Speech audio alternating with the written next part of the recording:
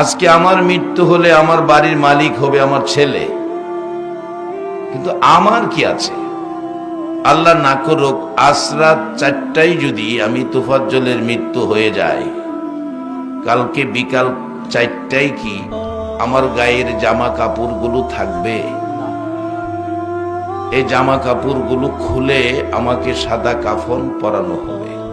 সাদা কাফন পরাইয়া এমন একটা দেশে পাঠাবে যেই দেশে শুধু যাওয়ার গাড়ি আছে, আসার কোনো গাড়ি নাই। আমরা আজকে যারা প্যান্ডেলে বসা, এই দেশটার মধ্যে আপনারা আর কতদিন থাকবেন এই হিসাবটা কি কেউ দিতে পারবেন? তাহলে এই দেশে আমার বলতে কিছুই নাই, কতদিন থাকবো হিসাবও দেওয়ার ক্ষমতা নাই। তাহলে এই দেশে আমি কিছুই না। এই দেশে আমি এমন একটা অবস্থায় আছি, একটা পাখির মতো।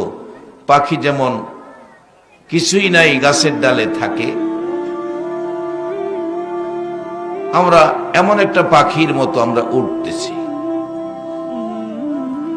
বলবেন হুজুর তাহলে কিছু না থাকলে আমাদের তো কিছু দরকার। আমাদের কি দরকার? যিনি আমাদেরকে সৃষ্টি করেছেন ইনি খুব ভালো জানেন। বলুন, আমাদেরকে সৃষ্টি করেছেন কে?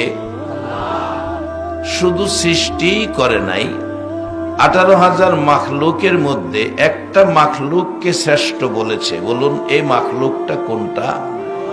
মানুষ। একবার আলহামদুলিল্লাহ বলুন।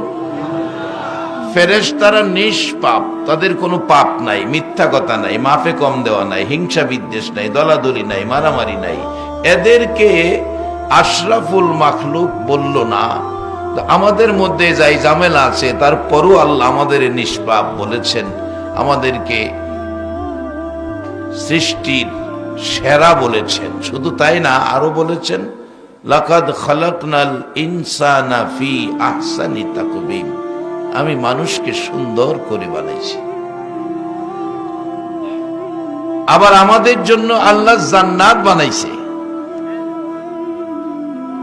আবার জাহান্নামও কিন্তু বানাইছে।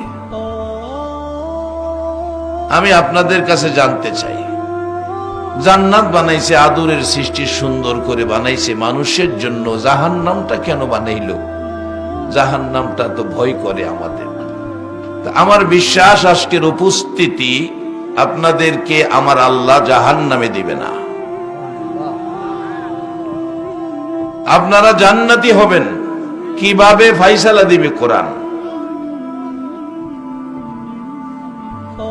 জাহান্নাম বানাইছে ঠিক আছে, কিন্তু আপনাদেরকে জাহান্নামে দিবে না, আল্লাহ আপনাদেরকে জান্নাতে দিবে।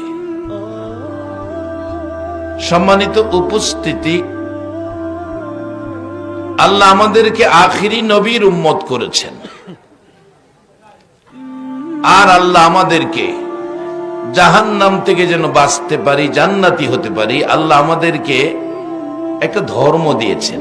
এদেশে তো আমাদের কিছুই নাই, একটা জিনিস আল্লাহ দিয়েছেন, ধর্ম। সে ধর্মটার নাম কোরআনে বলছে ইন্নাদ-দীনা ইনদাল্লাহিল ইসলাম। এটা আমি আল্লাহর মনোনীত পছন্দের ধর্ম। তোমরা এইটার মধ্যে থাকো, তাহলে তোমাদেরকে আমি জান্নাত দেব।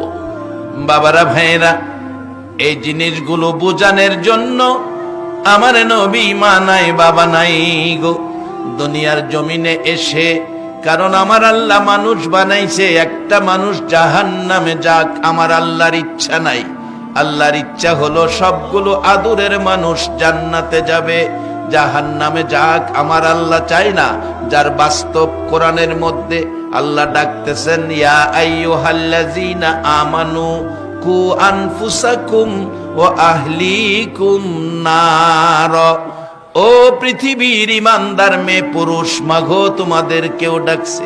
ইমানদার মেয়ে পুরুষ, মা মেয়ে লোকেরা শোনো, মেয়ে পুরুষ আল্লাহ ডাকতেছে, ইমানদার মেয়ে পুরুষ তোমরা তোমাদের পরিবার পরিজন ছেলে মেয়ে সবাইকে লইয়া জাহান্নামের আগুন থেকে বাঁচো। এতে বোঝা যায় আল্লাহ জাহান্নামে দিতে চায় না। শুধু তাই নয়, আমার আল্লাহ কোরআন শরীফের মধ্যে পরামর্শ দিতেছেন ইয়া আইয়ুহাল্লাযীনা আমানু উরকাউ ওয়াসজুদু ওয়াবুদু রাব্বাকুম। ও পৃথিবীর ইমানদার মেয়ে পুরুষেরা, তোমরা কি করো? রুকু সেজদার মাধ্যমে রবের ইবাদত করো। কোরআনের পরামর্শ। এরপরে তোমাদের জান্নাত দিব এ কথা কয় না, পরে বলছে অফআলুল খায়রা, ভালো কাজ করো। নামাজের পরে ভালো কাজ করো, তাহলে তোমাদের পুরস্কার কি আসবে? লাআল্লাকুম তুফলিহুন। নামাজের পরে ইমানদার ভালো কাজ করবে, তোমরা জান্নাতি হবে। আল্লাহ নিজে বলতেছেন। আমার নবী বলেন, রে সাহাবীরা, আমি নবী বসে আছি, পথে দিয়ে পথিক যাচ্ছে। জিবরাইল এসে বলছে, হুজুর এই যে লোকটা যাচ্ছে, লোকটাকে আল্লাহ জান্নাত দিয়েছেন।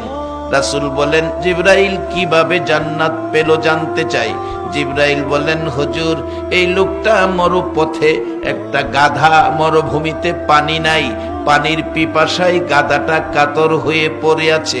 আল্লাহর নবী গো, এই পথিক লোকটা পানি নাই বিদায় একটা তরমুজের বাকলা, তরমুজের বাকলার মধ্যে পানি পানি থাকে, তরমুজের বাকলাটা নিয়ে গাধাটার সামনে দিল। গাধাটা তরমুজের বাকলাটা খেয়ে পানির পিপাসাটা কিছুটা কমলো, শান্তি পাইল। হুজুর তরমুজের বাকলা পিপাসিত গাধারে দেওয়া